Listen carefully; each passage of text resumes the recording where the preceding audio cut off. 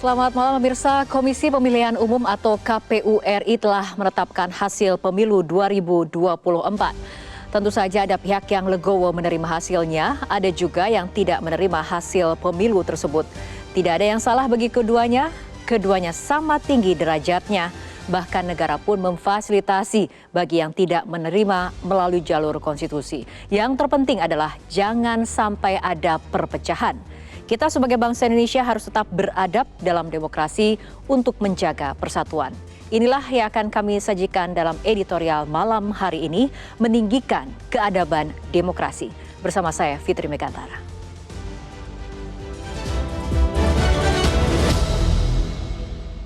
Meninggikan keadaban demokrasi.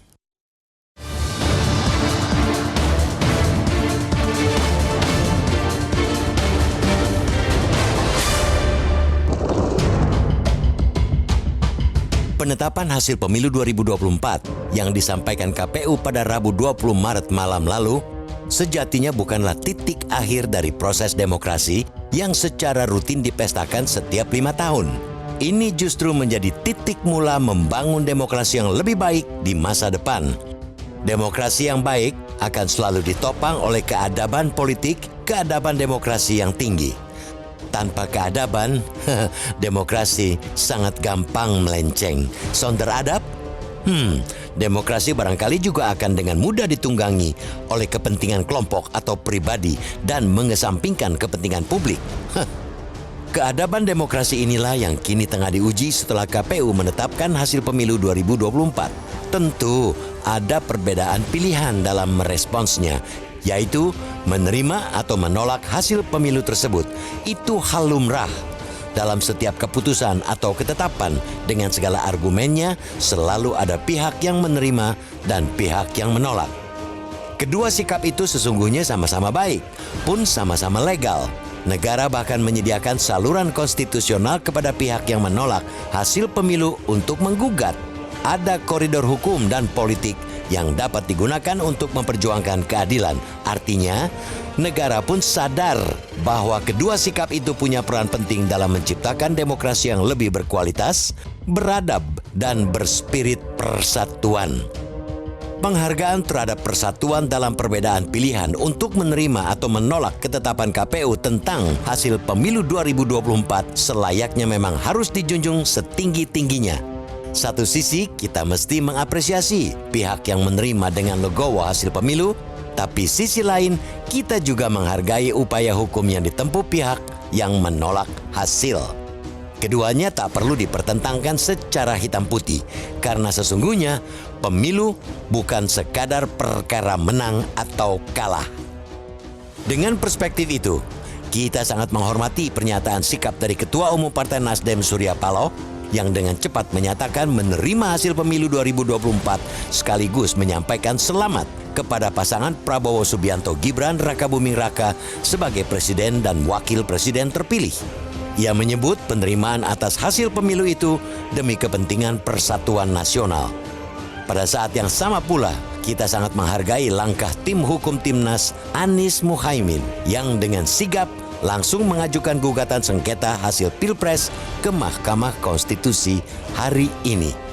Penghargaan yang sama kiranya juga akan diberikan ketika nanti tim hukum TPN Ganjar Mahfud atau partai politik peserta pemilu juga mengajukan gugatan ke MK.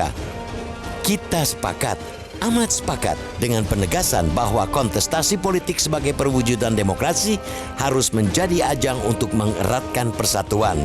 Figur bisa menang dan kalah, tapi semangat menegakkan persatuan dan demokrasi tidak boleh layu. Kita punya modal besar untuk itu. Apabila seluruh anak bangsa tanpa terkecuali semakin dewasa dan menjunjung tinggi keadaban dalam berdemokrasi.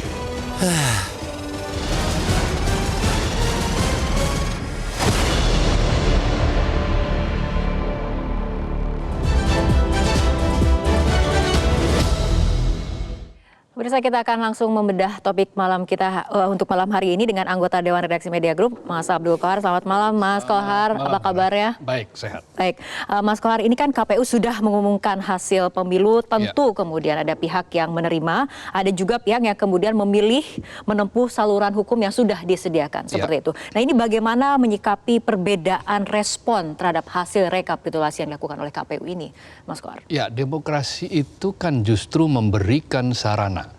Demokrasi itu menjadi ajang bagi siapapun untuk bebas berbeda, bebas menentukan pilihan, punya kemerdekaan berpendapat, yang masing-masing harus saling menghargai. Justru disitulah letak tingginya keadaban. Apabila kita meniadakan yang lain hanya karena perbedaan pilihan, hanya karena perbedaan cara dalam respons, maka ya berarti kita masih memang belum punya keadaban yang tinggi dalam berdemokrasi.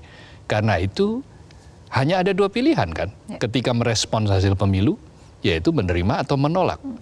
Nah, bagi yang menerima pun kan juga mesti punya catatan kan, bahwa pemilu kali ini harus disempurnakan. Karena memang ada hal-hal yang faktanya di lapangan kita temui banyak sekali kekurangan-kekurangan. Nah, dalam konteks itu, maka menerima dengan catatan, dengan perbaikan, dengan ikhtiar, itu juga sebuah sikap yang amat sangat patut untuk dihargai, diapresiasi. Pun pula bagi mereka yang menyatakan menolak hasil itu. Seperti Partai Persatuan Pembangunan, yang menyatakan menolak penetapan rekapitulasi KPU yang diumumkan tadi malam. Kenapa menolak? Ya, salah satu beberapa dalil yang ingin dibuktikan oleh P3 adalah bahwa suara mereka sebetulnya tidak sekecil itu. Ini versi P3 dan saluran untuk penolakan itu juga sudah tersedia. Sudah difasilitasi oleh negara seperti itu ya? Sesuatu itu oleh undang-undang kan, melalui Mahkamah Konstitusi.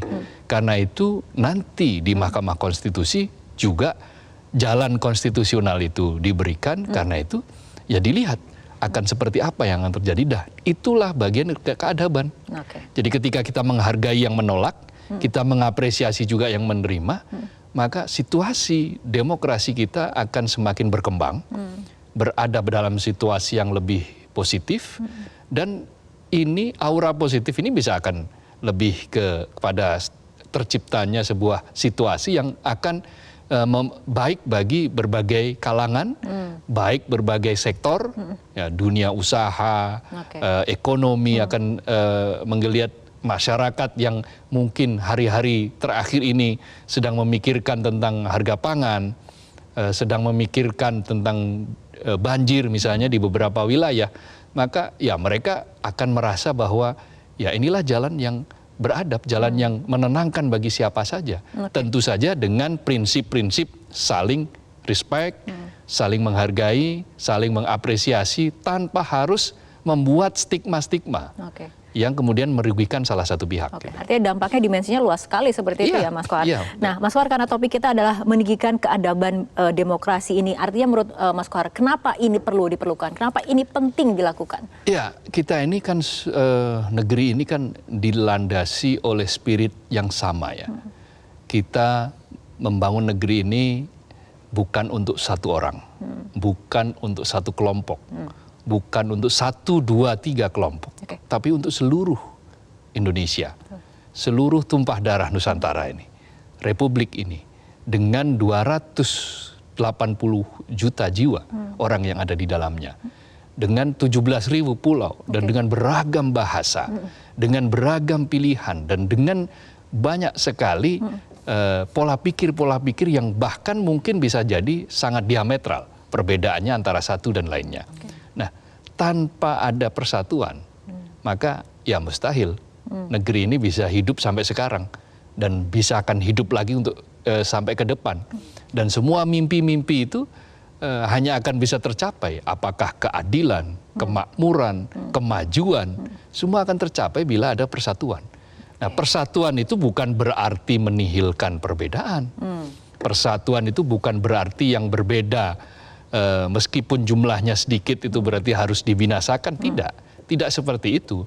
Persatuan itu adalah Bhinneka Tunggal Ika, ya, berbeda-beda tetapi satu. itu Indonesia.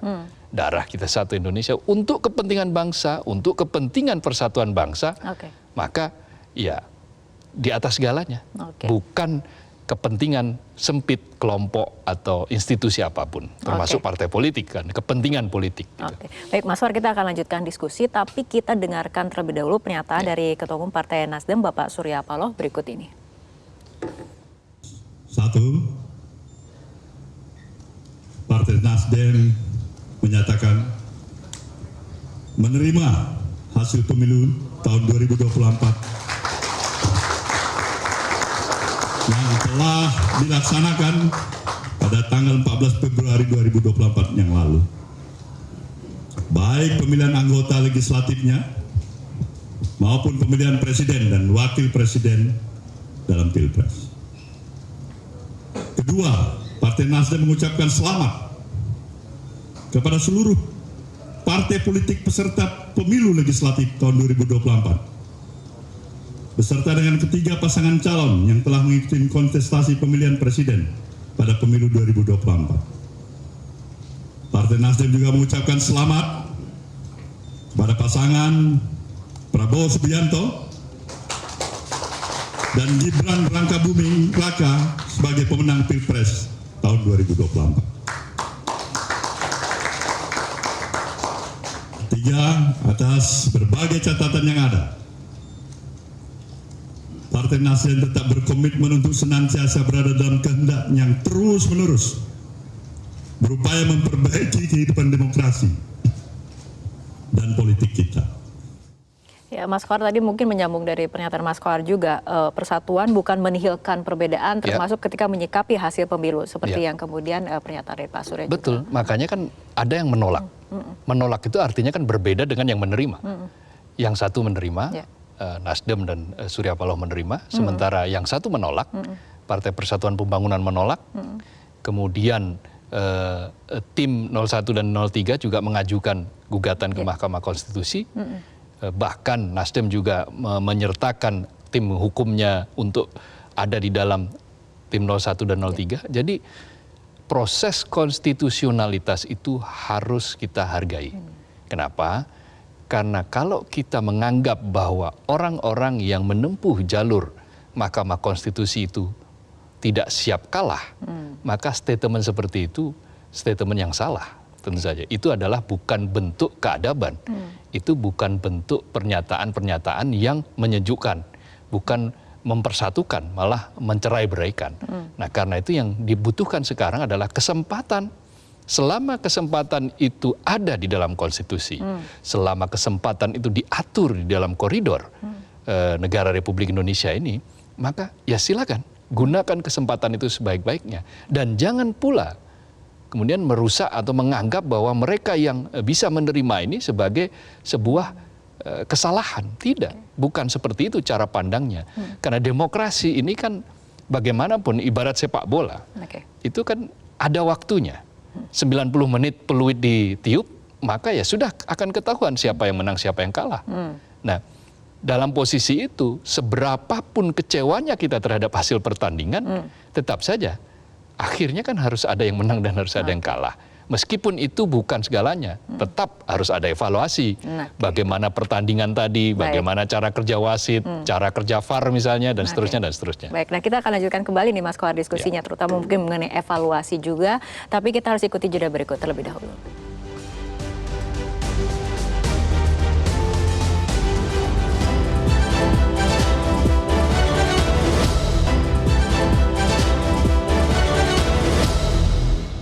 Ketika melihat ketidaknormalan, ketika melihat penyimpangan demokrasi, maka langkah yang dilakukan bukanlah marah-marah lalu melakukan agitasi kepada publik, tapi langkah yang dilakukan adalah mengumpulkan semua sinyalemen, semua bukti-bukti untuk kemudian nanti dibawa ke depan hakim, ke depan Mahkamah Konstitusi. Ini ciri pribadi, ciri organisasi, dan ciri negara yang modern, yang matang, yang beradab.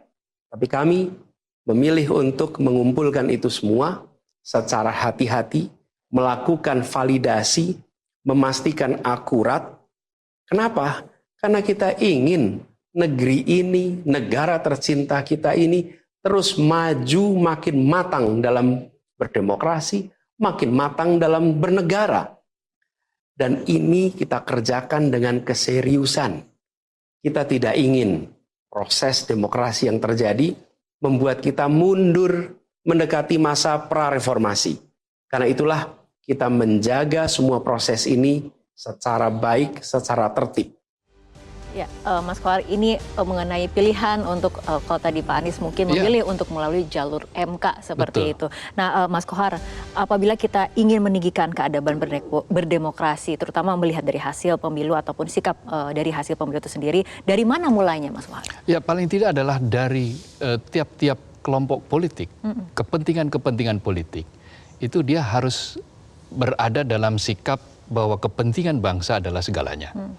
Dia harus berada di meletakkan kepentingan yang lebih besar daripada kepentingan dirinya, kepentingan kelompoknya.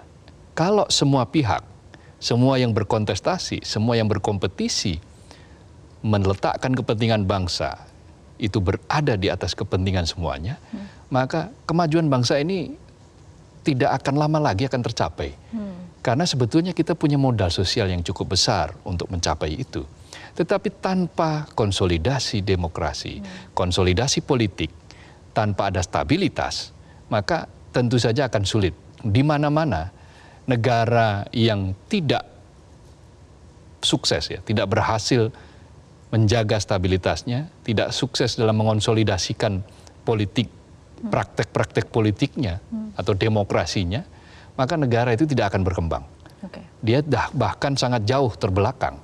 Tapi negara yang sukses, yang stabil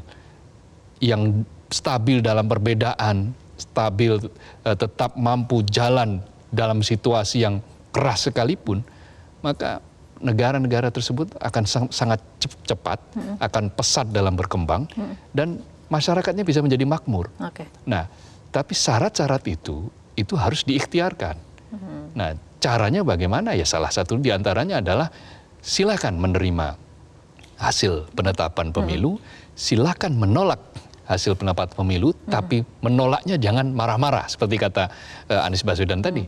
Tidak dengan marah-marah, tidak dengan provokasi, tidak dengan agitasi, tetapi adalah dengan cara mengumpulkan bukti, mengumpulkan hal-hal yang dinilai sebagai ketidaknormalan, yang dinilai sebagai ganjilan untuk dibawa ke meja hakim, untuk diletakkan ke pengadilan. Siapa yang mengadili pemilu? Undang-undang memberikan mandat kepada Mahkamah Konstitusi. Kita percayakan pada Mahkamah Konstitusi, silahkan bertarung secara beradab di situ dan secara konstitusional di situ, maka disitulah yang namanya meninggikan peradaban. Mas Kohar, mengenai pesta demokrasi pemilu 2024 kemarin kan kemudian hiruk pikuk seperti itu. Evaluasinya seperti apa agar kita bisa berdemokrasi lebih dewasa? Namanya politik, namanya demokrasi itu pasti hiruk pikuk. Kenapa hiruk pikuk? Ya karena demokrasi menyediakan sarana bagi siapapun untuk bebas menyatakan pendapat, bebas menentukan pilihan, bebas untuk berbeda, mengekspresikan perbedaan itu bahkan itu diberi ruang oleh demokrasi. Maka ya pasti hiruk pikuk. Tetapi jangan risau dengan hiruk pikuk, jangan risau dengan kegaduhan politik, jangan risau dengan keberisikan politik demokrasi. Yang paling penting adalah bagaimana berisik, hiruk pikuk itu diatur di dalam sebuah koridor permainan yang sesuai, yang menjalankan sistem dengan cara benar. Seperti sepak bola itu kan kalau semakin seru pertandingannya, semakin ramai penontonnya kan, semakin adrenalinnya semakin terpacu tiap-tiap pihak. Tetapi yang paling penting adalah bagaimana supaya tiap-tiap pihak itu ya begitu dia melanggar ya dia akan diberi kartu, peluit dibunyikan, ya begitu setelah selesai ya mungkin tukar-tukaran jersey, tukar-tukaran kaos dan seterusnya. Itulah demokrasi kira-kira seperti itu mestinya. Baik Mas Kohar, kita harus jeda dulu setelah jeda kita akan mendengarkan bagaimana komentar dari netizen mengenai topik kita untuk malam hari ini. Tetaplah bersama kami.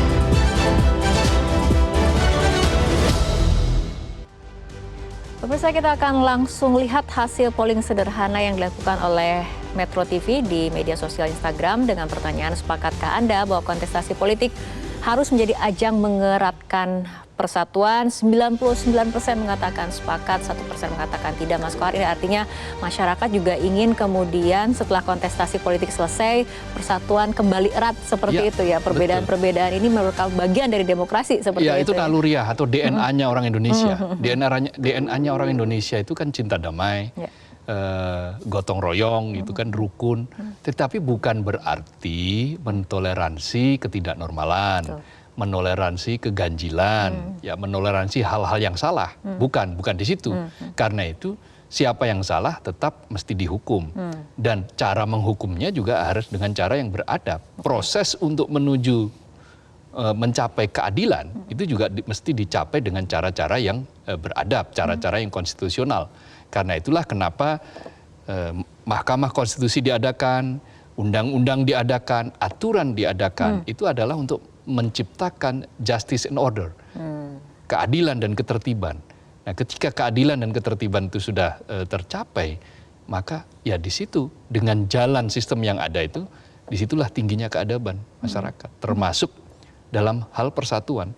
Karena apa? Spirit sekarang itu bahkan ya, dengan era yang sekarang ada, itu spiritnya kolaborasi.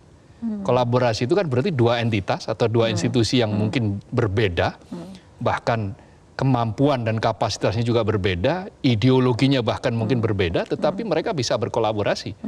Mengapa? Ya misalnya alirannya berbeda, yang satu dangdut, yang satu keroncong, tapi bisa berkolaborasi.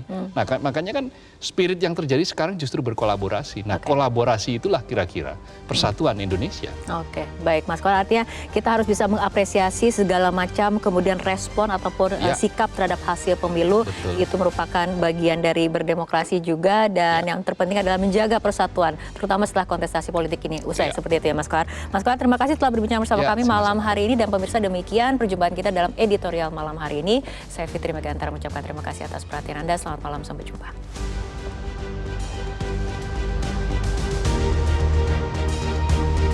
Jelajahi cara baru mendapatkan informasi. Download Metro TV Extend sekarang.